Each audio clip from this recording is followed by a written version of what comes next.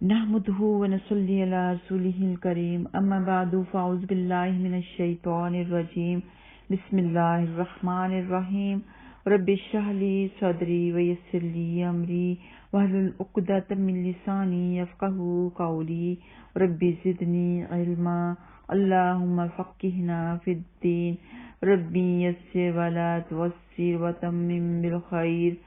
अस्सलामु अलैकुम वरहमतुल्लाहि वबरकातुहू। आज हम सूरत अल-बकरा पारा नंबर 2 की आयत नंबर 187 और 188 की तफसीर और तर्जुमा करेंगे। उहिल्ला लकुम लैलतस सियामिर रफ़सु इला निसाइकुम हुन्ना लिबासुल लकुम व अंतुम लिबासुल लहुन अलिमल्लाहु अन्नकुम कुंतुम तख्तानूना अंफुसकुम फताबा अलैकुम वअफ़ा अन्कुम फ़लआन बाशिरूहुन्ना वब्तगू मा कतबल्लाहु लकुम वकुलू वश्रबू हत्ता यतबय्यन लकुमुल खैतुल अबयदु मिनल खैतिल अस्वद मिनल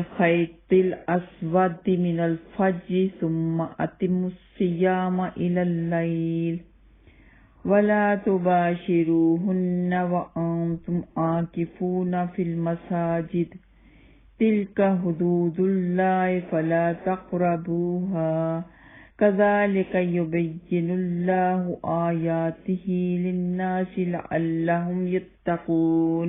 वला तअकुलू अम्वालकुम बैनकुम बिलबातिल व तुद्लू बिहा इलल हुक्कामि लितअकुलू फरीक़म मिनल अम्वालिन नासि बिल इस्मि व अंतुम तालमून। अल्लाह सुब्हानहू व तआला फरमाते हैं, तुम्हारे लिए रोजे की रात अपनी औरतों से सोहबत करना हलाल कर दिया गया है। वो तुम्हारे लिए लिबास हैं और तुम उनके लिए लिबास हो। अल्लाह ने जान लिया कि बेशक तुम अपनी जानों की खयानत करते थे, तो उसने तुम पर मेहरबानी फरमाई और तुम्हें माफ कर दिया। तो अब उनसे मुबाशरत करो और तलब करो जो अल्लाह ने तुम्हारे लिए लिखा है, और खाओ और पियो यहाँ तक कि तुम्हारे लिए स्याह धागे से सफेद धागा फजर का खौफ जाहिर हो जाए। फिर रोजे को रात तक पूरा करो और उनसे मुबाशरत मत करो जबकि तुम मस्जिदों में मुतकिफ हो, यानी इत्काफ में हो। ये अल्लाह की हदें हैं, सो उनके करीब न जाओ। इसी तरह अल्लाह सुब्हानहू व तआला अपनी आयात लोगों के लिए खोल कर बयान करता है ताकि वो बच जाएं, गुनाह से बच जाएं, पाक रहें। इस आयत करीमा में अल्लाह सुब्हानहू व तआला ने माह रमजान के रोजों के मुतल्लिक चंद अहम मसाइल बयान किए हैं, यानी रमजान की रातों में बीवी के साथ जमा की रुखसत, सुबह सादिक से पहले खाना पीना, सुबह सादिक के बाद से गुरूब आफ्ताब तक खाने पीने और जमा करने से रुके रहना, और हालत इत्काफ में जमा से परहेज रखना। यानी जब इंसान रोजे की हालत में है तो उसके ऊपर कुछ पाबंदियां लगाई हैं कि क्या कुछ रोजे की हालत में नहीं कर सकते और इत्काफ की हालत में नहीं कर सकते। और इस आयत का शान नज़ूल ये भी है कि इब्तिदाई इस्लाम में ये हुक्म था कि इफ्तार के बाद खाना पीना जमा करना इशा की नमाज तक जायज था, और अगर कोई उससे भी पहले सो गया तो उस पर नींद आते ही हराम हो गया। इसमें सहाबा कराम रज़ी अल्लाह तआला अन्हुम को कदरे मशक्कत हुई तो फिर रुखसत की ये आयत नाज़िल हुई और आसानी के अहकाम मिल गए। रफस, इससे मुराद यहाँ जमा करना है। लिबास से मुराद सुकून भी है और लिबास से मुराद एक दूसरे की पर्दापोशी भी है, यानी एक दूसरे के ऐब किसी को बताए ना जाएं, और प्यार और मोहब्बत के जरिए एक दूसरे को बदफेलियों से बदकारियों से बचाना भी है। जिस तरह लिबास पहन के इंसान सर्दी गर्मी से हिफाजत में आता है, इसी तरह एक दूसरे का लिबास है, एक दूसरे की हिफाजत करते हैं। जैसे कि पहले ये हुक्म था कि इफ्तार से पहले अगर कोई सो जाए तो अब रात को जागकर खा पी नहीं सकता, अब उसे ये रात और दूसरा दिन गुजार कर ही मगरिब से पहले खाना पीना हलाल होगा। तो हजरत कैस बिन सुरमा अंसारी रज़ी अल्लाह तआला अन्हु दिन भर खेती बाड़ी का काम करके शाम को घर आए तो बीवी से कहा कि कुछ खाने पीने को है। जवाब मिला, कुछ नहीं, मैं जाती हूँ और कहीं से लाती हूँ। وہ تو گئیں اور یہاں ان کی آنکھ لگ گئی۔ جب آ کر دیکھا تو بڑا افسوس ہوا کہ اب یہ رات اور دوسرا دن بھوکے رہیں گے۔ چنانچہ جب آدھا دن گزر گیا تو حضرت قیس رضی اللہ تعالیٰ عنہ بھوک کے مارے بے ہوش ہو گئے۔ حضور صلی اللہ علیہ وسلم کے پاس ذکر ہوا تو اس پر یہ آیت اتری اور مسلمان خوش ہو گئے۔ روایت میں یہ بھی ہے کہ صحابہ کرام رضی اللہ تعالیٰ عنہم رمضان بھر عورتوں کے پاس نہیں جاتے تھے، لیکن بعض لوگوں سے کچھ ایسے قصور بھی ہو جایا کرتے تھے جس پر یہ آیت مبارکہ بھی نازل ہوئی کہ فَالْآنَ بَاشِرُوهُنَّ وَابْتَغُوا مَا كَتَبَ اللَّهُ لَكُمْ۔ ایک اور روایت میں ہے کہ یہ قصور کئی حضرات سے ہو گیا تھا، جن میں حضرت عمر بن خطاب رضی اللہ تعالیٰ عنہ بھی تھے۔ انہوں نے عشاء کی نماز کے بعد اپنی بیوی سے مباشرت کی تھی، پھر نبی پاک صلی اللہ علیہ وسلم کے دربار میں شکایتیں ہوئیں اور یہ رحمت کی آیتیں اتریں۔ اور ایک روایت میں ہے کہ حضرت عمر رضی اللہ تعالیٰ عنہ نے آ کر یہ واقعہ سنایا تو نبی پاک صلی اللہ علیہ وسلم نے فرمایا، عمر تم سے تو ایسی امید نہ تھی۔ اسی وقت یہ آیت اتری۔ ایک روایت میں ہے کہ حضرت قیس نے عشاء کی نماز کے بعد نیند سے ہوشیار ہو کر کھا پی لیا تھا اور صبح حاضر ہو کر سرکار محمد صلی اللہ علیہ وسلم نے اپنا قصور بیان کیا تھا۔ ایک اور روایت میں یہ بھی ہے کہ حضرت عمر رضی اللہ تعالیٰ عنہ نے جب مباشرت کا ارادہ کیا تو بیوی صاحبہ نے فرمایا کہ مجھے نیند آ گئی تھی، لیکن انہوں نے اسے بہانہ سمجھا۔ اس رات آپ دیر تک مجلس نبی صلی اللہ علیہ وسلم نے بیٹھے رہے تھے اور بہت رات گئے گھر پہنچے تھے۔ ایک اور روایت میں ہے کہ حضرت کعب بن مالک رضی اللہ تعالیٰ عنہ سے بھی ایسا ہی قصور ہوا تھا، تو ما کتب اللہ سے مراد اولاد ہے کہ جو اللہ نے لکھ دیا۔ تو اس کے بارے میں بعض نے کہا جمع مراد ہے، بعض کہتے ہیں لیلۃ القدر مراد ہے، قتادہ کہتے ہیں مراد یہ رخصت ہے۔ تو ان سب اقوال کے مطابق سبھی مراد ہو سکتی ہے، کوئی بھی اس سے مراد آپ لے سکتے ہیں، سب کچھ ہی ہو سکتا ہے۔ اور رات کو کھانے کی رخصت تو اللہ تعالیٰ نے فرما دی، رات کو بیویاں حلال تو فرما دی، لیکن یہ کب تک ہیں؟ کب تک آپ لوگ کھا سکتے ہو؟ طلوع فجر سے پہلے تک۔ جب طلوع فجر ہو گئی یعنی فجر کی اذان ہو گئی تو کھانا پینا بند اور روزہ شروع۔ فرمایا وَكُلُوا وَاشْرَبُوا حَتَّى يَتَبَيَّنَ لَكُمُ الْخَيْطُ الْأَبْيَضُ مِنَ الْخَيْطِ الْأَسْوَدِ مِنَ الْفَجْرِ ثُمَّ أَتِمُّوا الصِّيَامَ إِلَى اللَّيْلِ۔ روزے کی حالت میں 3 حلال کام حرام ہوئے تھے، یعنی بیوی سے صحبت کرنا، کھانا پینا، جبکہ روزوں کی راتوں میں اللہ سبحانہ تعالیٰ نے ان تینوں کاموں کی اجازت دے دی اور روزے کی حدود بھی مقرر فرما دی۔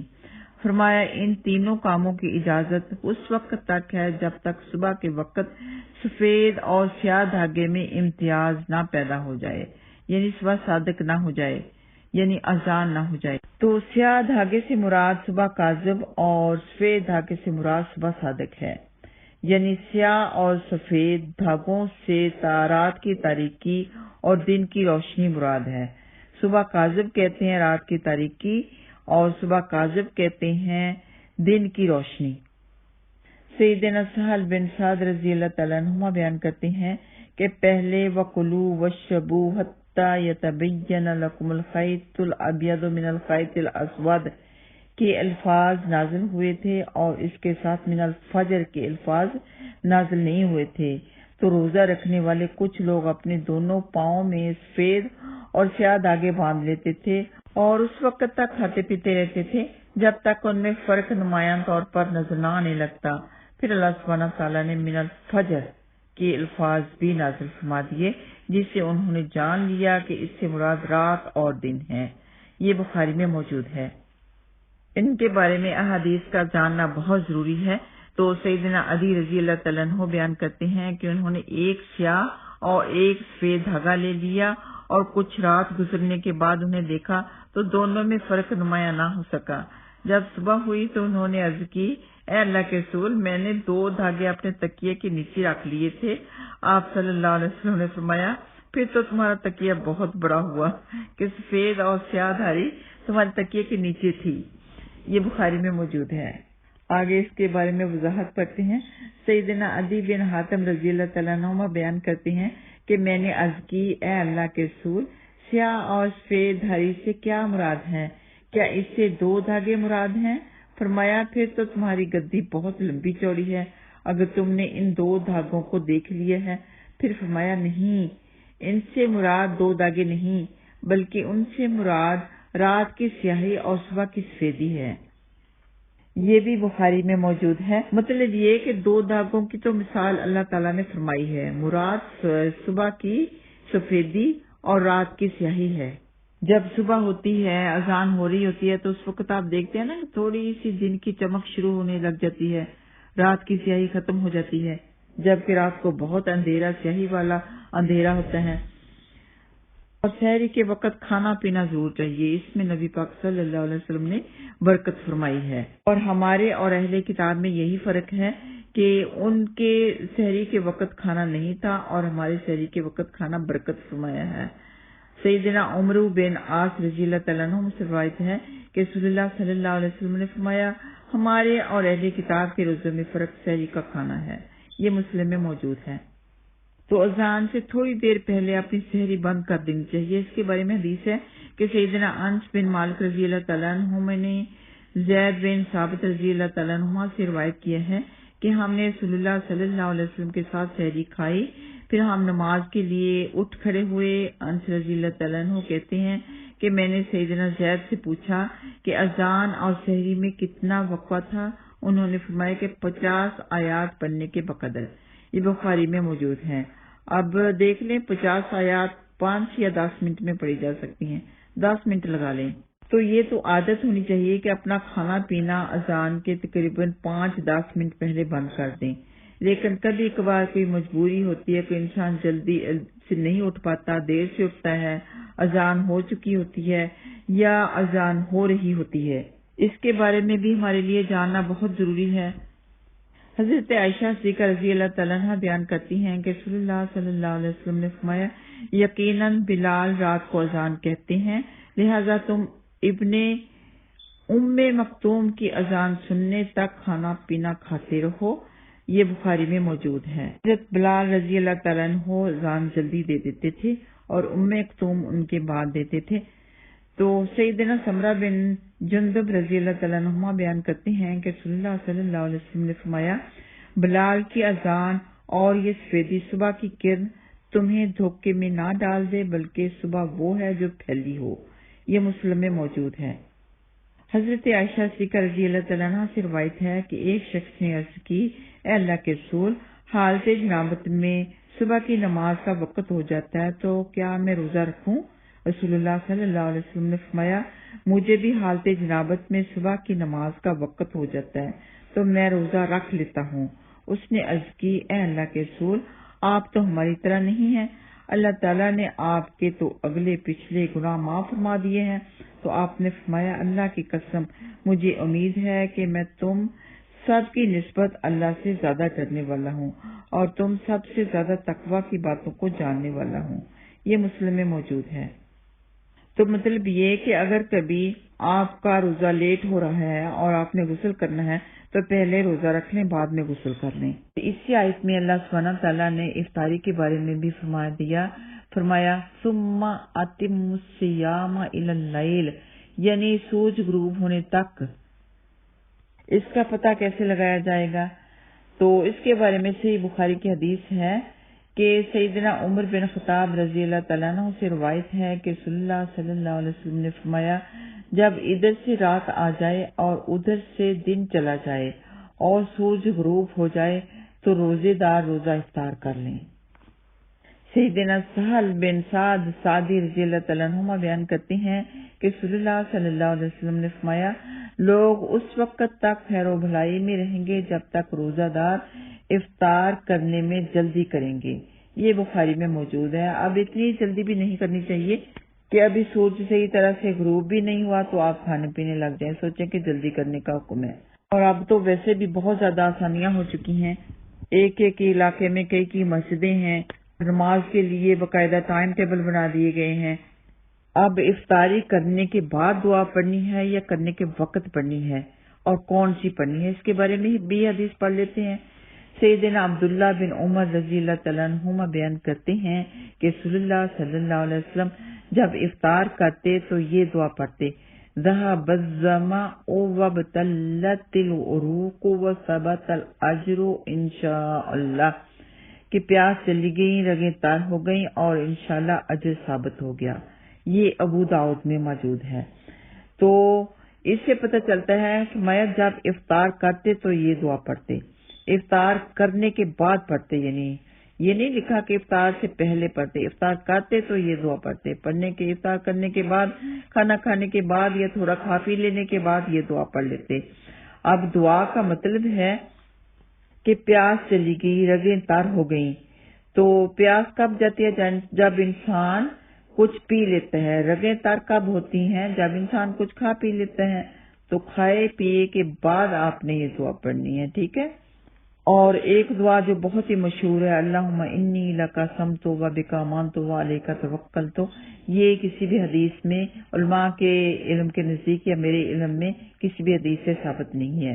حدیث سے ثابت اتھینٹک یہی دعا ہے، ذهب الظمأ وابتلت العروق وثبت الاجر انشاءاللہ۔ اب اسی آیت میں اللہ سبحانہ تعالیٰ نے اعتکاف کے بارے میں بھی فرما دیا، فرمایا تباشروہن وانتم عاکفون، کیونکہ اعتکاف کا رمضان سے ایک خاص گہرا تعلق ہے، اس لیے یہاں اعتکاف کے احکام کی طرف اشارہ فرمایا۔ اعتکاف کا معنی اپنے آپ کو کسی کے ساتھ یا کسی جگہ روک کر رکھنا ہے۔ اعتکاف میں بیوی سے مباشرت جائز نہیں، نہ مسجد سے نکلنا جائز ہے، سوائے اس ضرورت کے جس کے بغیر چارہ نہ ہو۔ اگر مباشرت کرے گا یا مجبوری والی ضرورت کے بغیر نکلے گا تو اعتکاف باطل ہو جائے گا، یعنی ٹوٹ جائے گا۔ اور صحیح بخاری کی حدیث ہے کہ نبی پاک صلی اللہ علیہ وسلم رمضان کے آخری عشرے میں اعتکاف کیا کرتے تھے، جیسا کہ سیدہ عائشہ صدیقہ رضی اللہ تعالیٰ عنہا بیان کرتی ہیں کہ رسول اللہ صلی اللہ علیہ وسلم رمضان کے آخری عشرہ میں اعتکاف کیا کرتے تھے، یہاں تک کہ اللہ سبحانہ تعالیٰ نے آپ کو وفات دی۔ پھر آپ صلی اللہ علیہ وسلم کے بعد آپ کی ازواج نے بھی اعتکاف کیا۔ اعتکاف کی حالت میں بیوی اپنے خاوند کی خدمت کر سکتی ہے، جیسے کہ صحیح بخاری کی حدیث ہے کہ سیدہ عائشہ صدیقہ رضی اللہ تعالیٰ عنہا بیان کرتی ہیں کہ جب رسول اللہ صلی اللہ علیہ وسلم مسجد میں متقف ہوتے، یعنی اعتکاف میں بیٹھے ہوتے، تو آپ اپنا سر میری طرف حجرے میں داخل کرتے تو میں آپ کے کنگھی کر دیا کرتی تھی، اور رسول اللہ صلی اللہ علیہ وسلم جب اعتکاف میں ہوتے تو گھر میں سوائے قضائے حاجت کے تشریف نہ لاتے۔ تو آج کل تو جیسے کہ مسجدوں میں بھی سائڈ پہ قضائے حاجت کے لیے بندوبست کیا ہوا ہے، تو اگر وہاں ہے تو پھر تو گھر پہ آنے کی ضرورت ہی نہیں ہے۔ تو نبی پاک صلی اللہ علیہ وسلم صرف اور صرف حاجت کے لیے تشریف لے کے آتے تھے۔ اب لوگوں نے کیا بنا لیا ہے کہ اعتکاف کے لیے بیٹھتے ہیں اور صبح نماز پڑھ کے، فجر کی نماز پڑھ کے مسجد سے باہر نکل جاتے ہیں، اپنی جاب کر کے آتے ہیں تو شام کو آ کے مغرب سے پہلے اعتکاف کے لیے پھر بیٹھ جاتے ہیں۔ یہ اعتکاف نہیں ہے، یہ اعتکاف کا مذاق ہے۔ اعتکاف کی حالت میں بیوی اپنے خاوند سے ملاقات کر سکتی ہے، جیسے کہ حضرت صفیہ رضی اللہ تعالیٰ عنہا بھی نبی پاک صلی اللہ علیہ وسلم کی، جو کہ زوجہ محترمہ تھیں، نبی پاک صلی اللہ علیہ وسلم کی ملاقات کے لیے آئی تھیں، اور تاکہ کوئی غلط نہ سمجھے تو نبی پاک صلی اللہ علیہ وسلم ان کو چھوڑنے کے لیے بھی گئے، تاکہ کسی کے دل میں کوئی غلط خیال نہ آ جائے۔ تو نبی پاک صلی اللہ علیہ وسلم نے واضح کر کے بھی ایک صحابی کو بتایا کہ یہ میری بیوی ہے۔